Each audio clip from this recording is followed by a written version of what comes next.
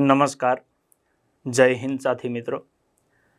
આજનો રાષ્ટ્રના ગૌરવનો દિવસ એટલે કે 15મી ઓગસ્ટ આપણો સ્વતંત્રતા દિવસ, આઝાદીનો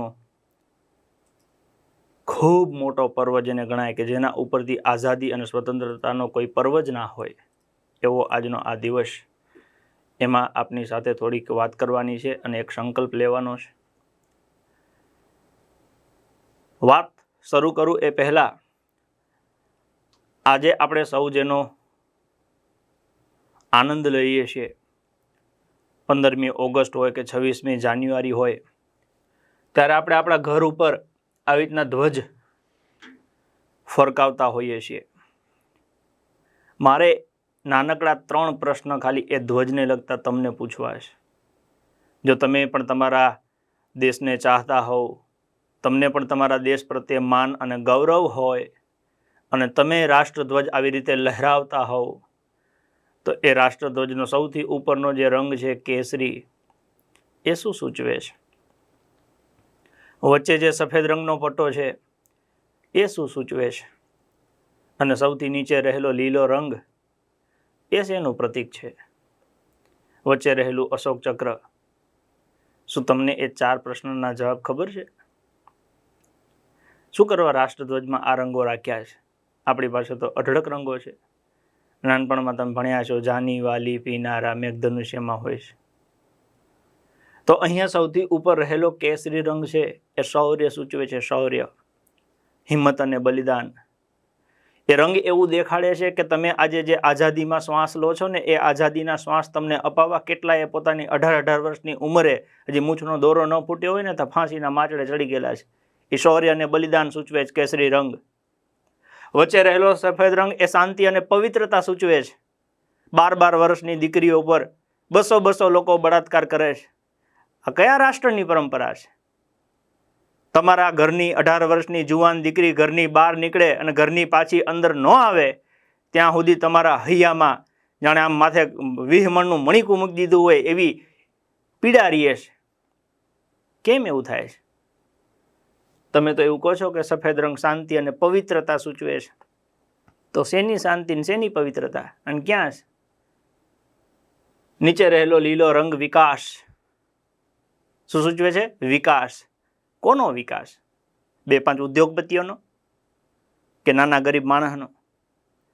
ગુજરાતી સમાચાર પત્રના આંકડા પ્રમાણે 1 કરોડ લોકોએ મનરેગામાં રોજગાર મળે એના માટે સરકારશ્રીને રજૂઆત કરેલી છે અને એમાંથી તે 55 લાખથી વધારે લોકો છે એમાં રોજગાર નથી મેળવી શકતા।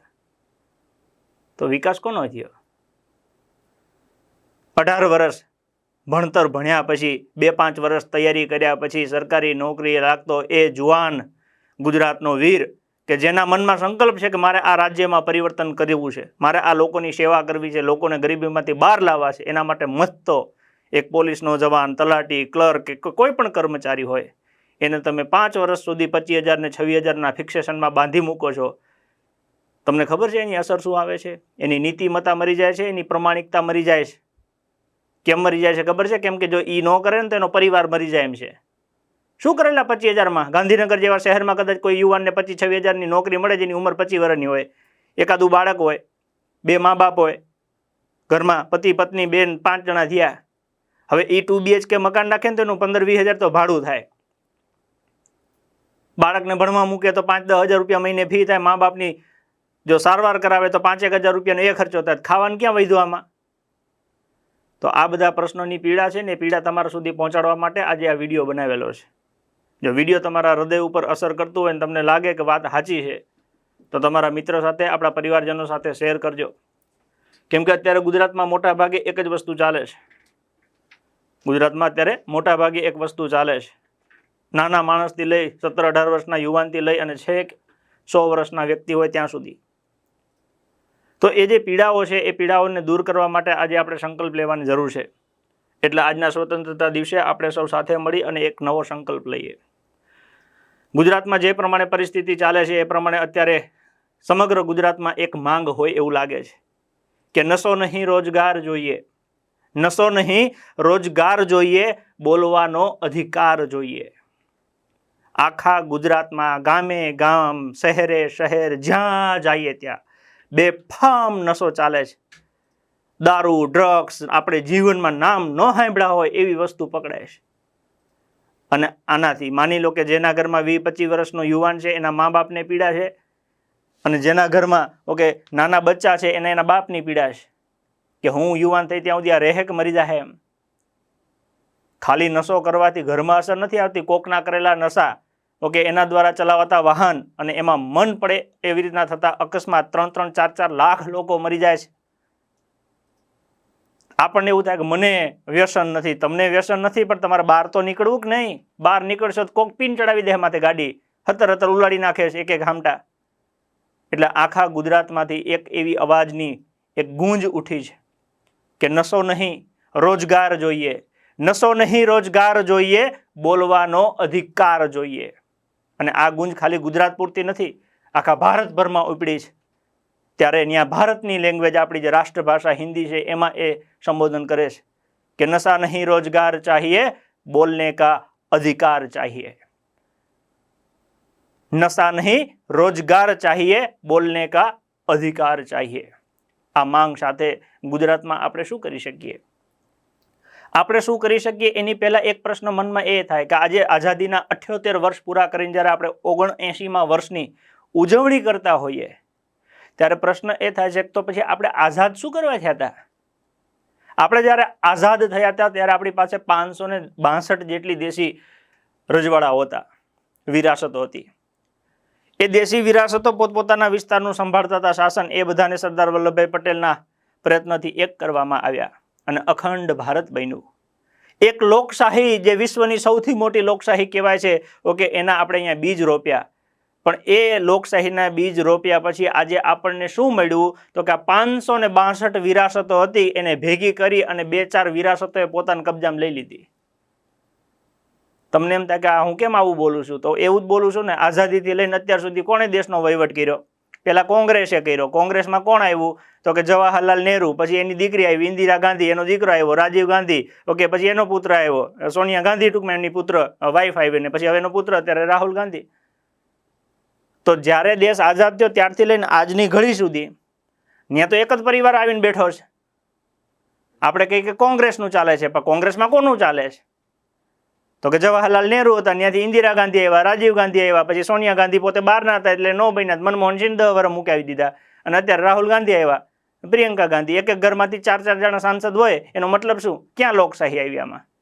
અને હજી આપણે એ હાથમાં ઝાલીને બેઠા છીએ. કોંગ્રેસ ત્યાં જૂની પાર્ટી છે. અરે જૂની એ તો પાર કાઢી નાખી, હવે એને મૂકો ને પાર આવે. આ લોકશાહી છે કે કોઈના બાપની જાગીર થોડી છે? એ ઘટતું હતું ત્યારે ભાજપ આવ્યું. ખ્યાલ પડે છે? તો એક વિરાસત માની લો કોંગ્રેસ છે, બીજી વિરાસત માની લો ભાજપ છે. આખો દેશ અલગ અલગ લોકો ચલાવતા હતા, એમાં તમને શું પીડા હતી? તો પછી અને જો બધું ભેગું કર્યું છે પછી એકને શું કરવા દઈ દીધું છે? અત્યારે કોણ નરેન્દ્ર મોદી સામું બોલે એમ છે? કોઈ પણ ભારતીય જનતા પાર્ટીમાં રહેલો માણસ પોતાના હૃદય ઉપર હાથ મૂકીને એવું કે, પોતાના દીકરાના માથે હાથ મૂકીને એવું કે હું મારા દીકરાને સોગંદ ખાઈને કહું છું આમ ખોટું નથી કરતા કાંઈ. કોઈનામાં કહેવાની હિંમત જ નથી રહી.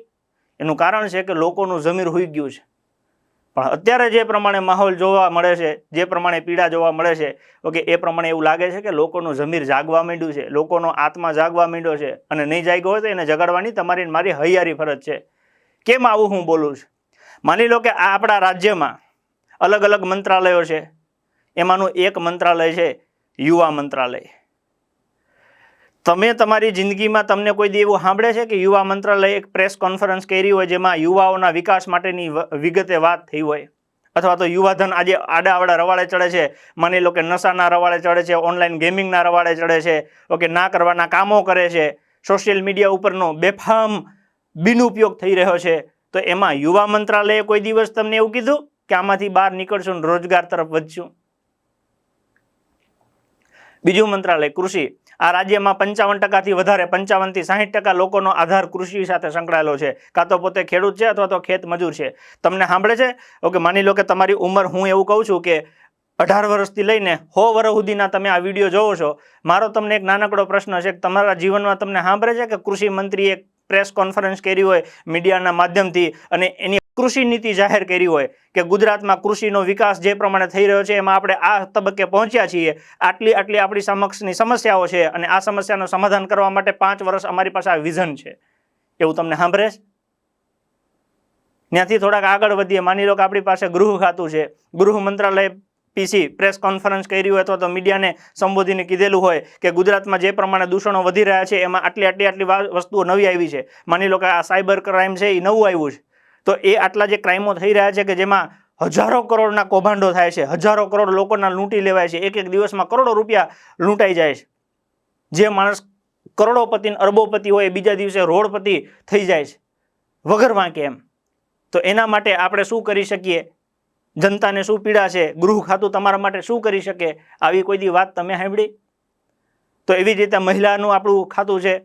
મહિલા મંત્રીએ કોઈ દિવસે એવું કીધું કે મહિલાઓના સશક્તિકરણ માટે, મહિલા ઉપર થતા અત્યાચાર નિવારવા માટે આપણે કેવા પગલાં ભરીશું, આપણી સમક્ષ શું સમસ્યાઓ છે અને એનું શું સમાધાન છે?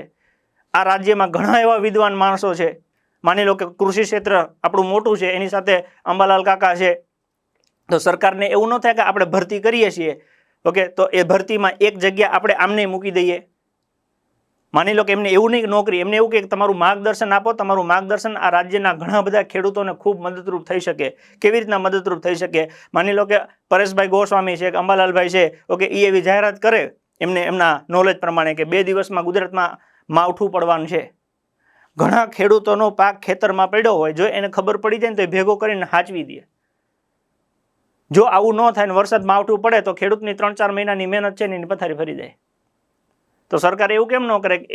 એ મહાનુભાવો જેવા આ એક વિષયની વાત થઈ, એવી રીતના બીજા અલગ અલગ રમતગમતના કેટલાક તજજ્ઞો હોય તો એમનો સહકાર લે, એને ઓફિશિયલી ડિક્લેર કરવામાં આવે કે આ જેમ આપણે બ્રાન્ડ એમ્બેસેડર કેમ કહીએ છીએ, તો બનાવો ને આવા સારા લોકોને બ્રાન્ડ એમ્બેસેડર રાજ્યમાં. પણ મૂળ વસ્તુ છે વિઝન નથી, અને વિઝન નથી એનું કારણ છે ઓકે કે આ લોકોની અંદર ઓકે પોલિટિકલી નોલેજ જ નથી. બીજું કે આમની પાસે માણસોની પીડા નથી. રાજકારણ છે એક એવી વસ્તુ છે કે જેમાં સાચા અને સારા માણસો આવે ને તો આ સમગ્ર રાજ્ય અને રાષ્ટ્રનું પરિવર્તન કરી શકે. એક ડૉક્ટર ભીમરાવ આંબેડકર સાથે આવ્યા, એ પોતે ભણ્યા, બંધારણના ઘડવૈયા જેમને આપણે કહીએ છીએ, ઓકે, એક જીવરાજ મહેતા થઈ ગયા. તો એવા ઘણા બધા મહાનુભાવો છે. હવે આ મહાનુભાવો મહાન થયા, પણ એની પાછળ સયાજીરાવ ગાયકવાડ જેવા મહાનુભાવો હતા જેમને એમને સહકાર આપેલો. મફત અને ફરજિયાત શિક્ષણ તો સયાજીરાવ ગાયકવાડ મહારાજે રજૂ કર્યું હતું.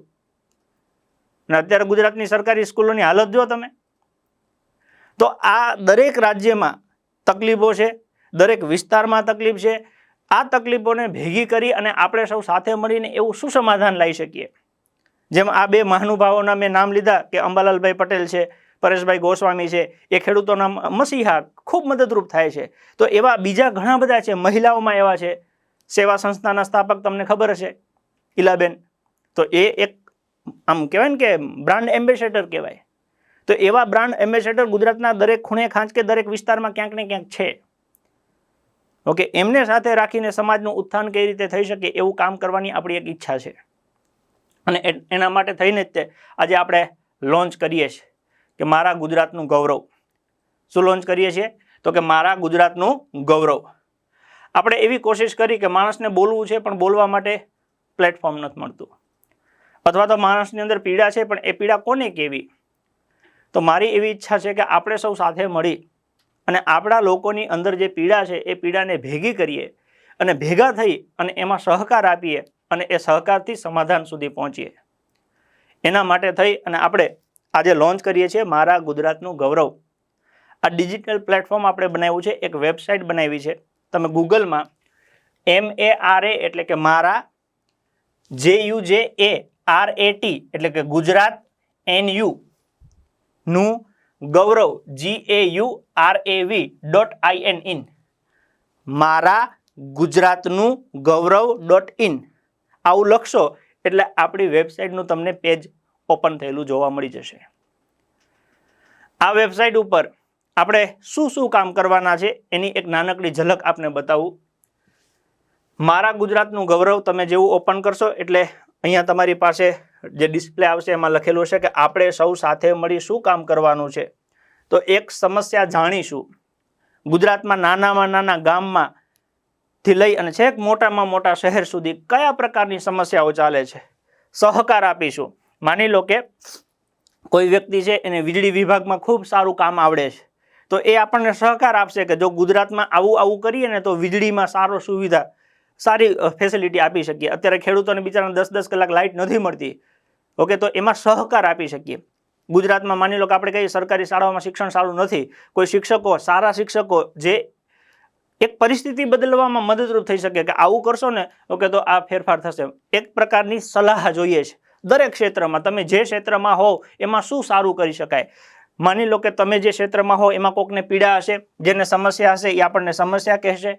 ઓકે, જે એ વિસ્તારમાં કંઈક જાણતું હશે એ સહકાર આપશે. ઓકે, અને આપણે સાથે મળીને એનું સમાધાન લાવીશું. બસ સિમ્પલ 3 વસ્તુ છે. સમસ્યા જાણીશું, સહકાર આપીશું, સમાધાન લાવીશું. સ્પર્ધાત્મક પરીક્ષાઓમાં માનો કે મેં મારી કારકિર્દીના 10-12 વર્ષ મેં આ ફિલ્ડને આપ્યા છે, તો એમાં કોઈ છોકરાને સમસ્યા હોય તો એનું સોલ્યુશન શું હોઈ શકે, તો એમાં હું સહાય કરી શકું. એવી રીતના દરેક વ્યક્તિ પોતપોતાના ફિલ્ડનો માસ્ટર હોય. કોઈ સારા ખેડૂતો હોય, માની લો કે કોઈ એક ખેડૂત છે, એ નામનો ખેડૂત છે, એ નામના ખેડૂતને 20 મણ મગફળી થાય છે. બી નામનો ખેડૂત છે, ઓકે, એને 40 મણ મગફળી થાય છે. તો આ બી જે ખેડૂત છે એ માની લો કે આપણને એક આખો આઈડિયા આપે કે ભાઈ કેવી રીતના ખેતી કરવાથી 40 મણ મગફળી વીઘે ઉત્પન્ન કરી શકાય. એ વિડીયો એ વ્યક્તિ જોવે, એ પ્રમાણે મહેનત કરે ને 20 માંથી 30 થયા, ઓકે, તો એની તો આવક વધી ને. 20 માંથી માની લો કે એ 40 સુધી પૂગી ગયો, તો એની આવક બમણી થઈ ગઈ ને. માની લો કે રાજ્યમાં સિંચાઈની સુવિધાઓ નથી, તો આપણને કોઈક એવો સારો ઓકે એન્જિનિયર મળી જાય કે જે આપણને સૂચન કરી શકે કે આવી રીતના વ્યવસ્થા ઊભી કરો જેથી કરીને ગુજરાત આખામાં સિંચાઈનું પાણી આપી શકાય. ગુજરાતમાં નોલેજનો અભાવ નથી ભાઈ. ઓકે, માણસો પાસે અઢળક આઈડિયા છે, અઢળક વિચારો છે, અને એ વિચારોનો અમલ થાય ઓકે તો એ વિસ્તાર આખો ઉપડી આવે. અને મારી એવી ઈચ્છા છે કે ગુજરાતનું ગામડું સમૃદ્ધ થાય. કેમ કે દરેકે દરેક ગામ અથવા તો દરેકે દરેક ઘર એ સમૃદ્ધ થશે તો ઇનડાયરેક્ટલી આખું ગુજરાત આપણું સમૃદ્ધ થશે. એટલે એક નાનામાં નાનું ઘર, પછી એ શહેરનો હોય કે ગામડાનો, દરેક ઘર સુધી ઓકે આપણે આવી વસ્તુ લઈને જવાની છે. તો કોઈ પણ વસ્તુ તમે જાણતા હો, તમે કોઈક ફિલ્ડના માસ્ટર હશો, તમે જો કંઈક જાણતા હશો તો સહકાર આપજો. તમને કંઈક સમસ્યા હોય તો સમસ્યા જણાવજો. આપણે સાથે મળીને એનું કંઈક સમાધાન લાવવાનો પ્રયત્ન કરીશું. ત્યાંથી આપણે આગળ વધીએ તો મારા ગુજરાતના ગૌરવમાં આપણે કયા કયા ક્ષેત્રમાં કામ કરીશું. ક્ષેત્ર ગુજરાતમાં જે પણ લાગુ પડે એ બધા આપણે આવરી લીધા છે. જેમ કે શિક્ષણ છે, પછી રોજગાર છે, સ્વાસ્થ્ય છે, સમરસતા છે, સુરક્ષા છે, આત્મનિર્ભરતા છે, સ્પર્ધાત્મક પરીક્ષા છે, રમતગમત છે, વેપાર, વૃદ્ધોની સમસ્યાઓ છે, બાળકો છે, ઉદ્યોગો છે. આ બધામાં કાં તો તમારી પાસે કોઈ સમસ્યા હોય, કાં તો તમે કંઈ સલાહ આપવા માંગતા હો, અથવા તો કંઈક સમાધાન સૂચવતા હો. માની લો કે વૃદ્ધો છે, તો શહેરમાં અત્યારે મોટાભાગે એવી પરિસ્થિતિ જોવા મળે કે મમ્મી પપ્પા, એનું એક બાળક, ઓકે, પછી એના લગ્ન થયા હોય, એના છોકરા હોય, જે વચ્ચેની પેઢી છે એ બિચારી કમાવામાં એટલી મશગુલ હોય કે સમય ન આપી શકતા હોય, તો એના લીધે ખૂબ અકળામણ થતી હોય છે.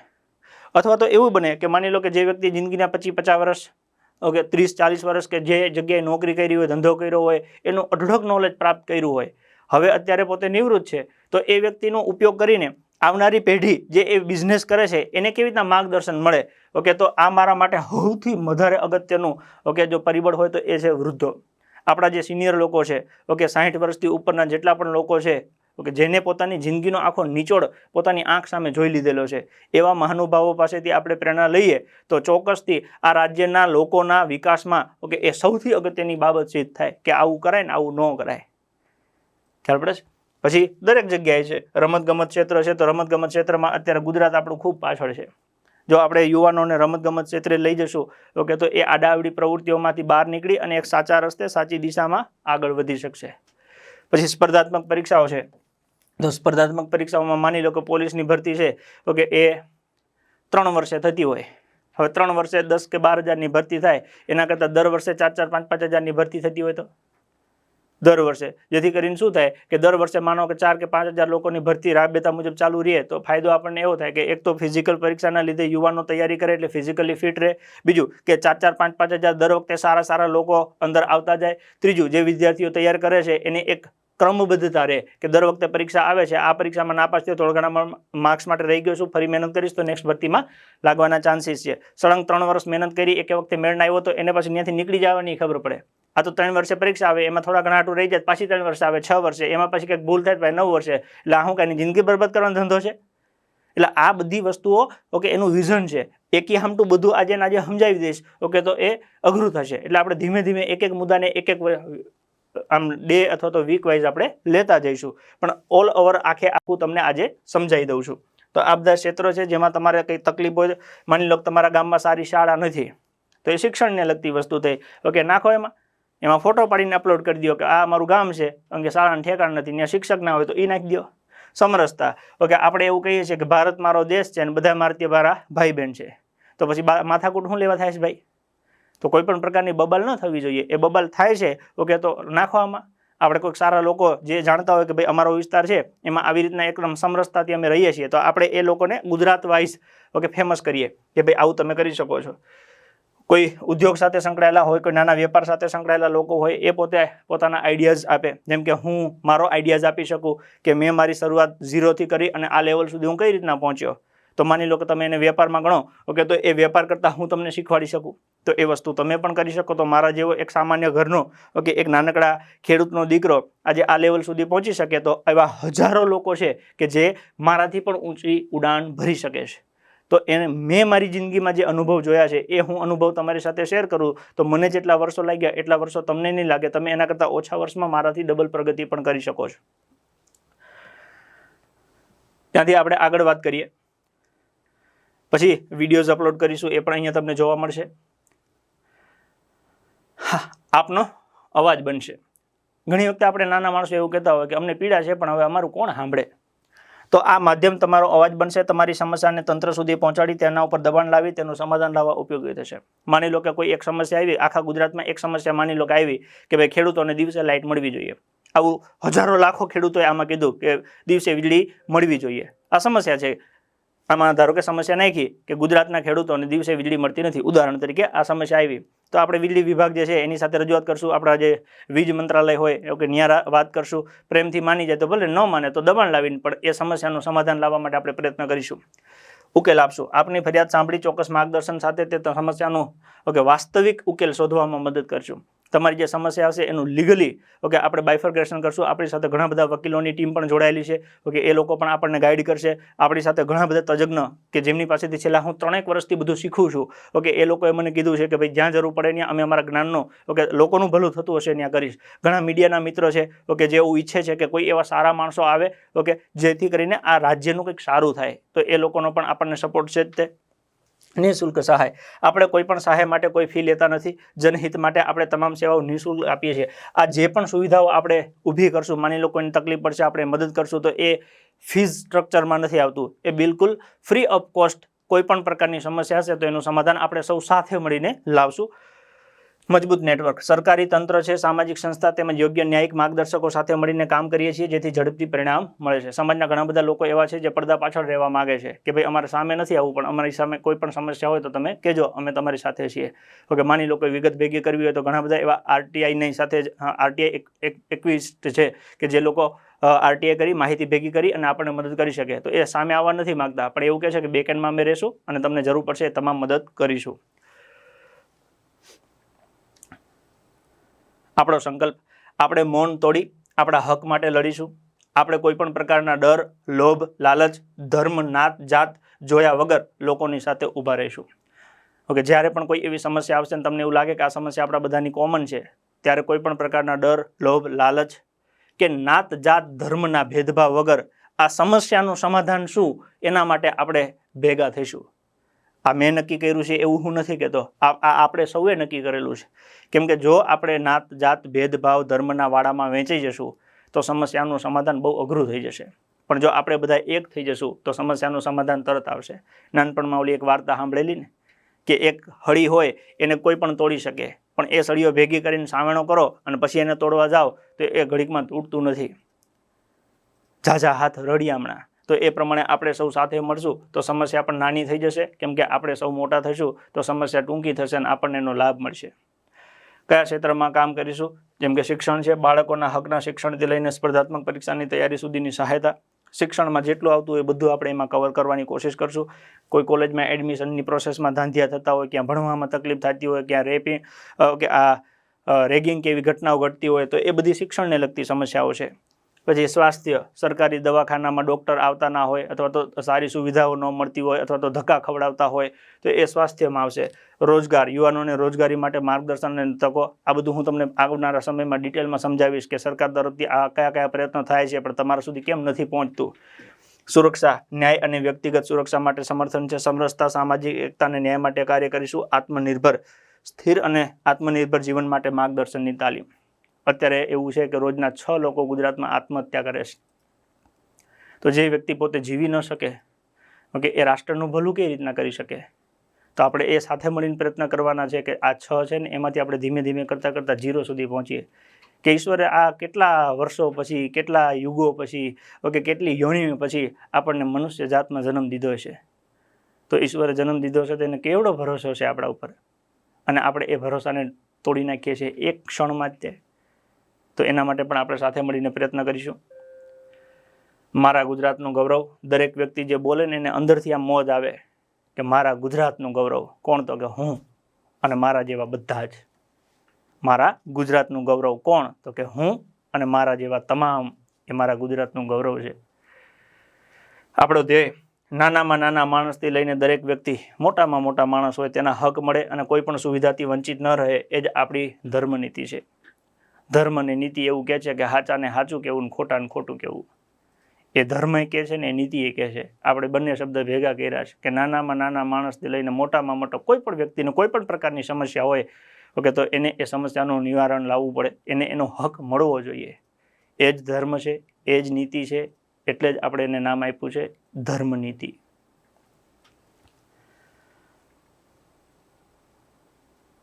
હવે સમસ્યા માટે શું કરવાનું છે? તો કે અહીંયા તમને એક નાનકડું બોક્સ આપેલું છે.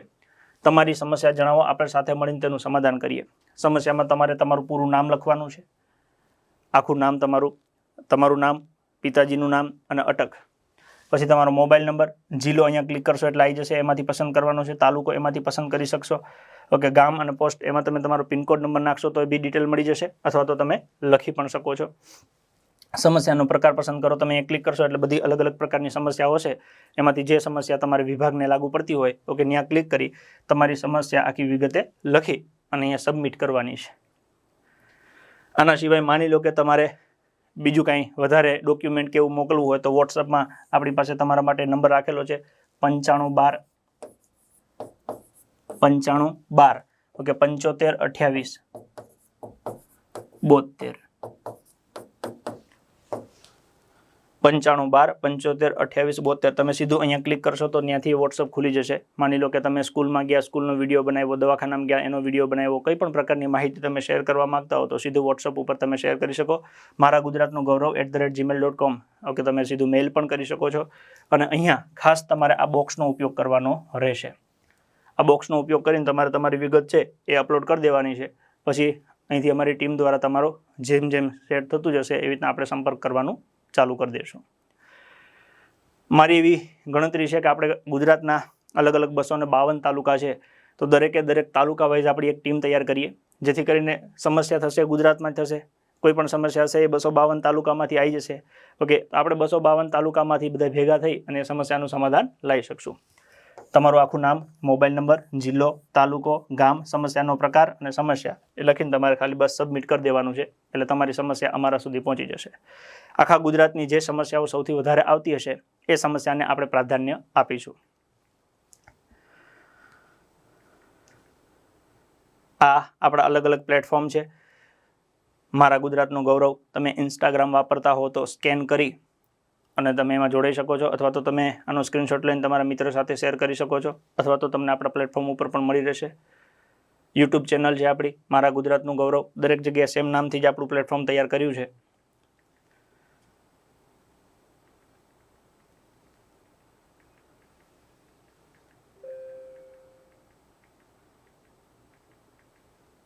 ફેસબુક ઉપર આપણું પેજ બનાવેલું છે મારા ગુજરાતનું ગૌરવ. જો તમે એક્સ એટલે કે ટ્વિટર વાપરતા હો તો એના ઉપર આપણું પ્લેટફોર્મ રેડી છે. આ કોન્ટેક્ટ નંબર તમને આપેલો છે 9512 75 28 72. ડાયરેક્ટ વેબસાઇટ ઉપરથી તમે સીધું વોટ્સઅપમાં એન્ટર થઈ શકશો. 252+ તાલુકાના આપણે ગ્રુપ બનાવવાના છે. દરેકે દરેક તાલુકાનું ગ્રુપ બનાવવાનું છે. તમે ગ્રુપમાં એડ થવા માંગતા હો તો તમારું આખું નામ અને કયા તાલુકામાં આપ આવો છો એ લખી અને મોકલી આપજો. એટલે તાલુકાનું ગ્રુપ બનાવીને એમાં તમને એડ કરી દેશું. આપણી ઈચ્છા એવી છે કે સમસ્યાને ભેગી કરીએ, પછી એમાં સારા સલાહકાર લોકોને લાવીએ અને એ સમસ્યાનું શું સમાધાન થઈ શકે એ શાંતિપૂર્વક આપણે કરવાની કોશિશ કરીએ. સમસ્યાઓ અઢળક છે તો સામે સલાહકારો અને મદદગારો એનથી બમણા છે. જો એકજૂટ થઈ અને સમસ્યાનો સામનો કરીશું તો સમસ્યા આવનારી પેઢી માટે ઓછી થઈ જશે. વિચાર આમ જોવા જઈએ તો હાવ નાનકડો છે, કરવું ખૂબ સહેલું છે. દરેક વ્યક્તિ એવું વિચારે કે ના આપણે કરવું છે તો થઈ શકે, પણ એવું કે આ બધા કરશે તો જોયું જશે, તો પછી બધા એવું વિચારે તો ન થાય. એટલે દરેક વ્યક્તિ પોતે ઇન્વોલ્વમેન્ટ લે. તમને પોતાને મજા આવે કે આપણે આપણાથી થાય એટલું કંઈક તો સારું કરીએ. આપણે ખાલી સમસ્યા કહી દઈએ, પછી એને જે કરવું એ કરે. આપણે સલાહ આપી દઈએ અને જરૂર પડે તો આપણે સમાધાનમાં ભેગા રહીએ. જે ઈશ્વર તમને જે બુદ્ધિ વિવેક શક્તિ જે આપ્યું હોય એ આધારે તમે જે પણ કરી શકતા હોય. આજથી આ સ્વતંત્રતા પર્વના દિવસથી આપણે આ શુભ શરૂઆત કરીએ છીએ. આવનારું 1 વીક આપણે જનરલ સમસ્યાઓ ભેગી કરીએ છીએ. તારીખ 15 ઓગસ્ટ 2025થી લઈ અને 1 અઠવાડિયું એટલે 7 દિવસ સુધી આપણે જનરલ આખી સમસ્યાઓ ભેગી કરીએ છીએ અને એના પછી એક એક સમસ્યાનું આપણે બાયફર્ગેશન કરતા જશું કે સૌથી વધારે સમસ્યાઓ કયા ક્ષેત્રમાંથી આવી છે. આપ ગુજરાતમાં રહેતા હો અને આપને એવું લાગે કે કોઈ પણ પ્રકારની સમસ્યા છે અથવા આપને એવું લાગે કે મારી પાસે એવી બુદ્ધિ શક્તિ છે કે આ સમસ્યાનું સમાધાન એનાથી થઈ જાય એવું છે, અથવા તમને એવું લાગે કે આમાં હું કંઈક મદદ અથવા તો સલાહ આપી શકું છું, તો ચોક્કસથી અમને આ પ્લેટફોર્મ ઉપર જણાવજો. અને તમારા કોઈ એવા સારા મિત્ર હોય, સલાહકાર મિત્ર હોય તો એમને પણ રિક્વેસ્ટ કરજો, એ પણ આપણને આમાં મદદ કરે. બાકી વધારે ચર્ચા આપણે ધીમે ધીમે હવે કરતા રહીશું. આપ પણ જોડાતા રહેજો અને આપણા મિત્ર સાથે શેર કરતા રહેજો, જેથી આપણી વાત વધારે લોકો સુધી પહોંચે અને ગર્વથી આપણે કહી શકીએ કે મને પણ મારા ગુજરાતનું ગૌરવ છે. મળીએ આગળ.